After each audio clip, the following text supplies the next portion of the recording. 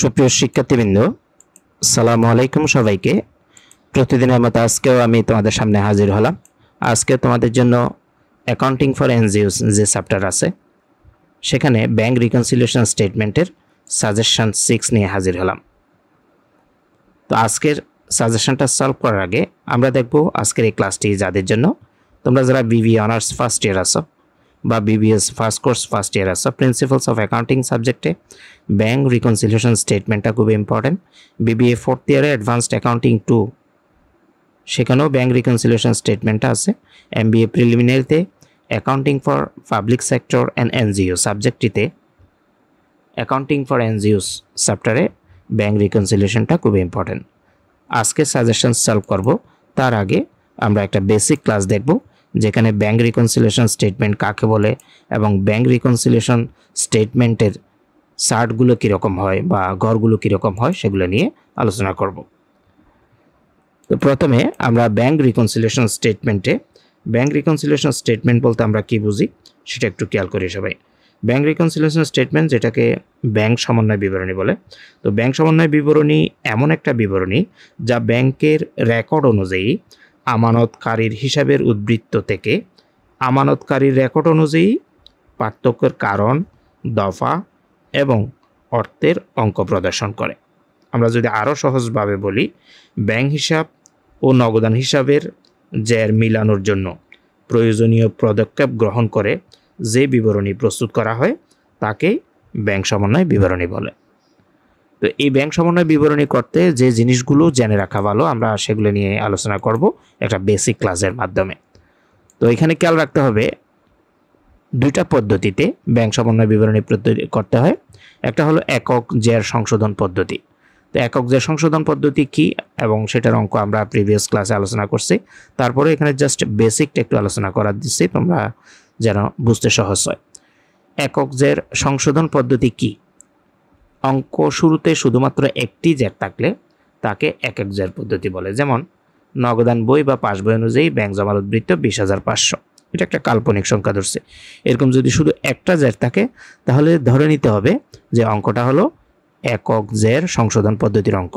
কিন্তু যদি দুইটা জের থাকে সেটাকে উভয় জের সংশোধন পদ্ধতি বলে।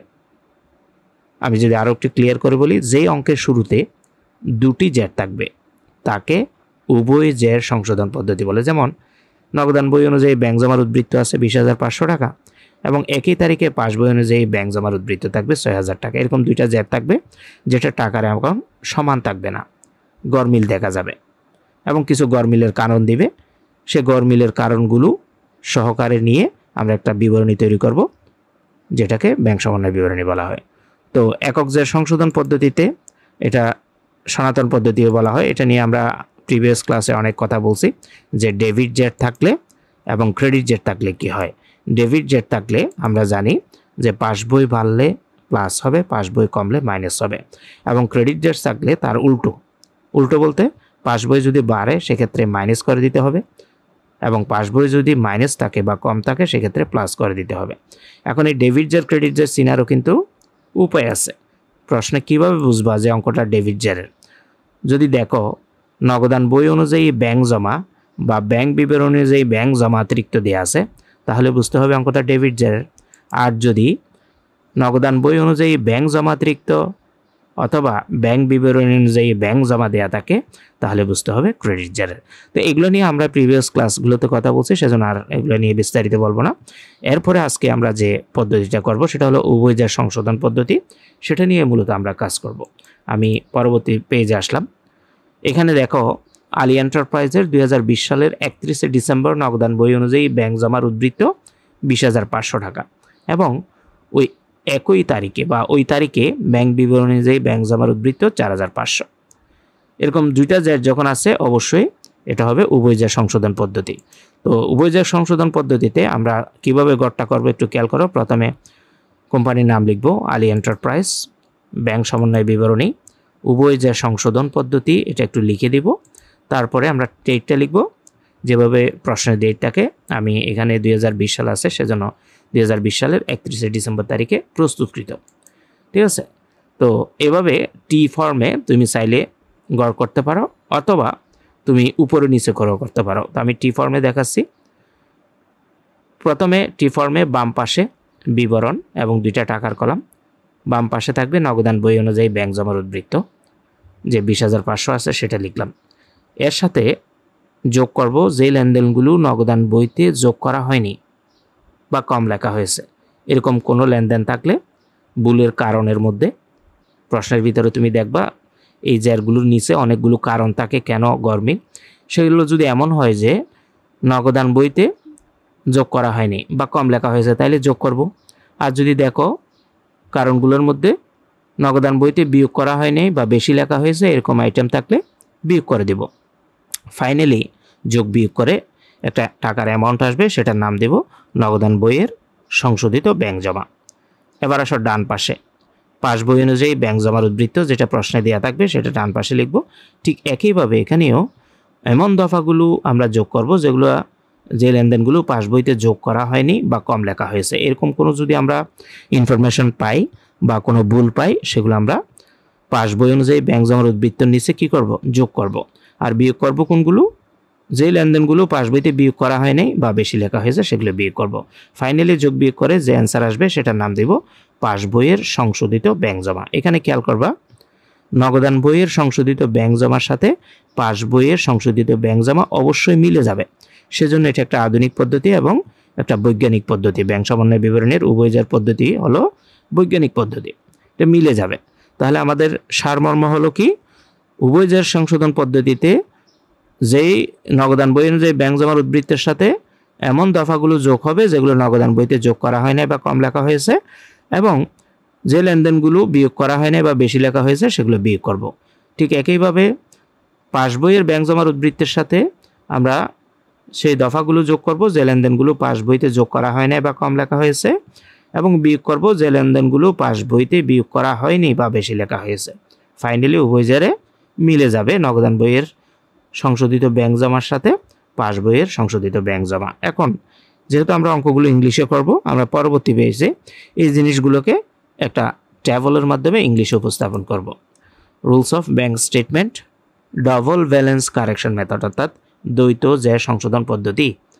ব্যাংক রিকনসিলিয়েশন স্টেটমেন্ট আমরা টি ফর্মে উপস্থাপন করতেছি, তোমরা চাইলে উপরে নিচে করেও করতে পারবো। অর্থাৎ ব্যালেন্স অ্যাজ পার ডিপোজিটার বুক উপরে লিখে তার নিচে balance as per bank statement দিয়ে শুরু করতে পারবা। তো ক্যাশ বুকে আমরা ব্যালেন্স অ্যাজ পার ডিপোজিটার বুক লিখে তার সাথে অ্যাড করব ওই যেগুলো বলছিলাম আমরা কিছুক্ষণ আগে যে কথাগুলো বলছি, যে লেনদেনগুলো নগদান বইতে যোগ করা হয়নি বা কম লেখা হয়েছে সেগুলো যোগ করব, আর যে লেনদেনগুলো নগদান বইতে বিয়োগ করা হয়নি বা বেশি লেখা হয়েছে সেগুলো আমরা বিয়োগ করব। এখানে জাস্ট সেই কাজটাই করছি।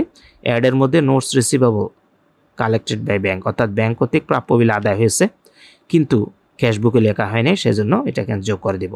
Bank interest credited in bank statement, অর্থাৎ ব্যাংক সুদ ব্যাংক স্টেটমেন্টে আমরা কি করছি, যোগ করছি বা জমা করছি, ক্রেডিট করছি মানে, কিন্তু ক্যাশবুকে লিখে নেই, সেজন্য এটা এখানে যোগ হবে। চেক আর cash directly deposited into bank, চেকও অথবা নগদ সরাসরি ব্যাংকে জমা দিছে, নগদান বইতে লেখা হয়নি, সেটাও যোগ হবে। লেস হবে কি দেখো, bank charge mention in the debit memo, অর্থাৎ ব্যাংক চার্জ ধার্য হয়েছে যেটা ব্যাংকে আমরা মাইনাস করছি কিন্তু নগদান বইতে বিয়োগ করি নাই, সেটা বিয়োগ হবে। এরপরও অ্যাড অথবা লেসের মধ্যে যেগুলো এরর বলতে এখানে ইনফরমেশন গ্যাপ থাকবে, অর্থাৎ পাস বইতে লেখা হয়েছে কিন্তু ক্যাশ বইতে লেখা নাই, সেগুলো যদি এমন হয় যে ক্যাশবুকে যোগ করার আইটেম তাইলে যোগ করব, তাইলে যদি বিয়োগ করার আইটেম হয় বিয়োগ করে দিব। ফাইনালি আমাদের যে অ্যান্সারটা আসবে সেটার নাম হবে ব্যালেন্স অ্যাজ পার ডিপোজিটর বুক। এরপরে আমরা ডান পাশে যাব, balance as per bank statement যেটা থাকবে আগে সবার আগে সেটা লিখব। অ্যাড করব কোনটা, cash recorded in depositor book, cash record হয়েছে ক্যাশবুকে যেটা পাসবুকে এখনও যোগ করা হয় নাই, সেজন্য এটা এখানে যোগ করব। Deposit in transit, deposit in transit বলতে আমরা কি বুঝি, ডিপোজিট ইন ট্রানজিট বলতে ব্যাংকে জমা করার জন্য টাকা পাঠানো হয়েছে কিন্তু ব্যাংক এখনও জমা করে নাই, এটাকে বলা হয় ডিপোজিট ইন ট্রানজিট। তো এটাও কিন্তু জমা করে নাই, যেহেতু অবশ্যই জমা করতে হবে, তার মানে যোগ করতে হবে। লেস করতে হবে চেক ডিপোজিটর অর ইস্যুড, অর্থাৎ চেক ইস্যু করা হয়েছে কিন্তু ব্যাংকে এখনও উপস্থাপন হয় নাই, অর্থাৎ আউটস্ট্যান্ডিং চেক, বকেয়া চেক, অপরিশোধিত চেক, সেগুলো কিন্তু মাইনাস করে দিতে হবে। এরপরে অ্যাড অথবা লেজের মধ্যে ওই যে ইনফরমেশন গ্যাপ যেগুলো থাকবে, এমন কোনো দফা যদি থাকে যেগুলো যোগ করার কথা যোগ করব এবং যেগুলো বিয়োগ করার কথা বিয়োগ করব। ফাইনালি আমাদের যোগ বিয়োগ করে ব্যালেন্স অ্যাজ পার ব্যাংক স্টেটমেন্টের সাথে যোগগুলো যোগ, বিয়োগগুলো বিয়োগ করে একটা অ্যামাউন্ট দাঁড়াবে, যেটার নাম দিব balance as per bank statement. এই ব্যালেন্স অ্যাজ পার ব্যাংক স্টেটমেন্টটা ব্যালেন্স অ্যাজ পার ডিপোজিটর বুকের সাথে অবশ্যই মিলে যাবে। এখানে মনে রাখতে হবে ক্যাশ বুকের ক্ষেত্রে দুইটা কথা। এক নাম্বার হলো ডেবিট ব্যালেন্স থাকলে ব্যাংকে টাকা জমা আছে বোঝাবে, আর ক্রেডিট ব্যালেন্স থাকলে ক্যাশ বুকের ক্ষেত্রে ব্যাংক জমাতিরিক্ত বোঝাবে। ঠিক একই কথাগুলো পাসবুকের ক্ষেত্রে কিন্তু বিপরীত হবে। পাসবুকের ক্ষেত্রে ডেবিট ব্যালেন্স থাকলে ব্যাংক জমাতিরিক্ত বোঝায়, আর ক্রেডিট ব্যালেন্স থাকলে ব্যাংকে টাকা জমা আছে বোঝায়। এখন আমরা আমাদের যে সাজেশন পরবর্তী পেজে আসবো, সাজেশন 6-এর যে প্রশ্ন, সেই প্রশ্নটা নিয়ে আসলাম। আমরা যদি একটু খেয়াল করি প্রশ্নটার দিকে, এই প্রশ্নটা ন্যাশনাল ইউনিভার্সিটি MBA প্রিলিমিনারিতে অ্যাকাউন্টিং ডিপার্টমেন্টে 2019 সালে আসা একটা প্রশ্ন। The following information relating to NGO ডেনিডা, অর্থাৎ NGO ডেনিডা সম্পর্কিত নিম্নলিখিত তথ্যগুলো। এক নম্বরে দেখা আছে ব্যাংক বা cash balance as per bank statement on December 31, 2018 টাকা 8,200। এটার অর্থ হলো ডিসেম্বর 31, 2018 মোতাবেক নগদ ব্যালেন্স দেওয়া আছে। কি মোতাবেক? ব্যাংক স্টেটমেন্ট অর্থাৎ পাসবই মোতাবেক নগদ জমার উদ্বৃত্ত। দেখো ব্যাংক স্টেটমেন্টের আরেক নাম কিন্তু পাসবুক। তো পাসবই মোতাবেক নগদ জমার উদ্বৃত্ত দেওয়া আছে 8,200। 2 নম্বরে ব্যাংক সার্ভিসিং চার্জ টাকা 50 নট রেকর্ডেড ইন ক্যাশবুক, অর্থাৎ ব্যাংক চার্জ হয়েছে কিন্তু নগদান বইতে কি করা হয় নাই, যোগ হয় নাই। 3 নাম্বার ডিপোজিট ইন ট্রানজিট, অর্থাৎ টাকা জমা দেওয়া হয়েছে কিন্তু ব্যাংক এখনও জমা করে নাই। 4 নাম্বার আউটস্ট্যান্ডিং চেক, যেটাকে অপরিশোধিত চেক বলা হয়, 2,700 টাকা, অর্থাৎ চেক এখনও ব্যাংকে উপস্থাপন হয়নি। 5 নাম্বার NSF চেক। NSF এর পুনরূপ হলো নট সাফিসিয়েন্ট ফান্ড, এটাকে ডিজনার চেকও বলে, মানে চেকটা অসম্মানিত হয়েছে, বিভিন্ন কারণে অসম্মানিত হতে পারে, পর্যাপ্ত পরিমাণে ফান্ড না থাকতে পারে বা স্বাক্ষরে ভুল থাকতে পারে। তো NSF চেক, NSF এর পুনরূপ হলো not sufficient fund, not recorded in cashbook, যা নগদান বইতে লেখা হয়নি। 6 নম্বরে বলছে ব্যাংক বা ক্যাশ ব্যালেন্স অ্যাজ পার ক্যাশবুক, অর্থাৎ নগদান বই মোতাবেক ব্যাংক ব্যালেন্স 9,200। তাহলে দেখো এখানে দুইটা ব্যালেন্স দেখা যাচ্ছে। এক নাম্বার একটা ব্যালেন্স যেটা ব্যাংক স্টেটমেন্ট মোতাবেক ব্যাংক জমা 8,200 এবং নগদান বই মোতাবেক ব্যাংক জমা 9,200। এই দুইটা যে যখন আছে অবশ্যই এটা আমাদের উভয় সংশোধন পদ্ধতিতে অঙ্কটা করতে হবে। তাছাড়া রিকোয়ারমেন্টও বলে দিচ্ছে, দেখো prepare a bank reconciliation statement under both balance correction method, অর্থাৎ উভয় ব্যালেন্স সংশোধন পদ্ধতির অধীনে একটি ব্যাংক সমন্বয় বিবরণী প্রস্তুত করো। তো আমরা ব্যাংক সমন্বয় বিবরণী প্রস্তুতের জন্য পরবর্তী পেজে আসলাম। প্রথমে কোম্পানির নাম লিখব, ড্যানিডা NGO bank reconciliation statement as on December 31, 2018। তো প্রথমে আমরা পুরো একটা স্টেটমেন্ট তৈরি করে নিব। প্রথমে যেহেতু আমরা উপরে নিচে করতেছি, অর্থাৎ টি চকে করতেছি না, ব্যালেন্স অ্যাজ পার ক্যাশবুক লিখে 9,200 টাকাটা লিখে দিব। আমাদের প্রশ্নে যেটা একদম শেষ ব্যালেন্স আছে 6 নম্বরে আছে, দেখো ব্যাংক বা ক্যাশ ব্যালেন্স অ্যাজ পার ক্যাশবুক, সবসময় নগদান বই অনুযায়ী যেটা সেটা উপরের দিকে লিখব। তারপরে অ্যাড বা লেসের জন্য কিছু জায়গা রাখব, লেখে প্রথম যেটা আছে পাসবুক মোতাবেক বা ব্যাংক স্টেটমেন্ট মোতাবেক যেটা balance as per bank statement 8,200 টাকা লিখব। এটা কিন্তু একদম 1 নম্বরে আছে, দেখো bank public cash balance as per bank statement 8,200। তাহলে আমরা দুইটা ব্যালেন্স দুই জায়গায় লিখে দিলাম। পেজটাকে একটা পেজ নিব, নিয়ে প্রথম অংশে নগদান বই মোতাবেক ব্যাংক জমা অর্থাৎ ব্যালেন্স অ্যাজ পার ক্যাশবুক, তারপরে অর্ধেক পেজে গিয়ে balance as per bank statement 8,200। এখন আমরা প্রশ্ন সিরিয়াল করে পরে পরে যেটা ক্যাশবুকের সাথে যোগ বিয়োগ হবে সেটা ক্যাশবুকে নিয়ে যাব, যেটা পাসবুকের সাথে যোগ বিয়োগ হবে সেটা পাসবুকে নিয়ে যাব। তবে নিয়মটা খেয়াল রাখতে হবে, যে পাসবুকের ক্ষেত্রে আমরা যদি নিয়মটা আবার একটু খেয়াল করি যে নগদান বই অনুযায়ী ব্যাংক জমার উদ্বৃত্তের ক্ষেত্রে যোগ হবে কোন লেনদেনগুলো, যে লেনদেনগুলো নগদান বইতে যোগ করা হয় নাই বা কম লেখা হয়েছে, বিয়োগ হবে যে লেনদেনগুলো নগদান বইতে বিয়োগ করা হয় নাই বা বেশি লেখা হয়েছে। ঠিক একইভাবে পাসবইয়ের অনুযায়ী ব্যাংক জমার উদ্বৃত্ত যেখানে, সেখানেও যে লেনদেনগুলো পাসবইতে যোগ করা হয় নাই সেগুলো বা কম লেখা হয়েছে সেগুলো যোগ করব, যে লেনদেনগুলো পাসবইতে বিয়োগ করা হয় নাই বা বেশি লেখা হয়েছে সেগুলো আমরা বিয়োগ করে দেব।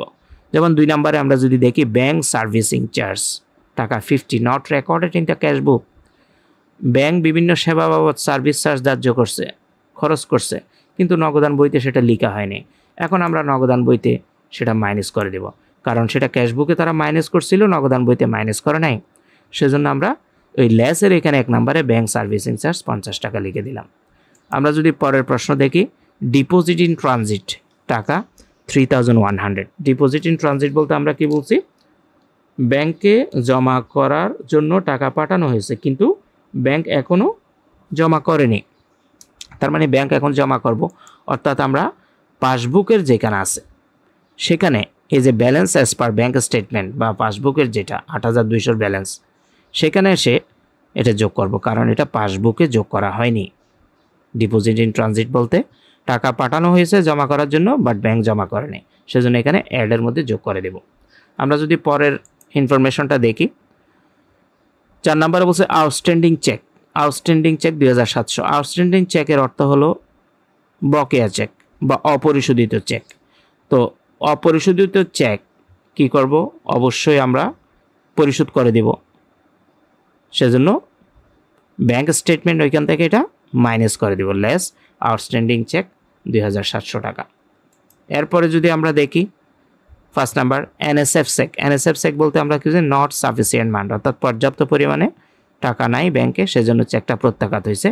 এই প্রত্যাঘাত চেক লেখা আছে নট রেকর্ডেড ইন ক্যাশবুক, অর্থাৎ এটা ক্যাশবুকে লিপিবদ্ধ হয়নি, তার মানে ক্যাশবুকে এটা লিপিবদ্ধ করতে হবে। তো এটা আমরা কি করব, প্লাস করব না মাইনাস করব? অবশ্যই মাইনাস করব, কারণ ব্যাংক যখন প্রত্যাঘাত করছে তাহলে ব্যাংকের ওইখানে কিন্তু কি হয় নাই, ফেরত আসাতে ব্যাংক থেকে মাইনাস হয়েছে, এখানেও কিন্তু এটা মাইনাস করে দিতে হবে 550 টাকা। এরপরের প্রশ্ন আমরা যদি দেখি, পরের প্রশ্নের মধ্যে 6 নম্বরে আছে ব্যাংক বা ক্যাশ ব্যালেন্স। তো এগুলো তো আমরা লিখে ফেলছি, প্রথমে লিখছি ব্যালেন্সটা এবং উভয় ব্যালেন্স লিখে মাঝখানের প্লাসগুলো প্লাস মাইনাসগুলো মাইনাস করলাম।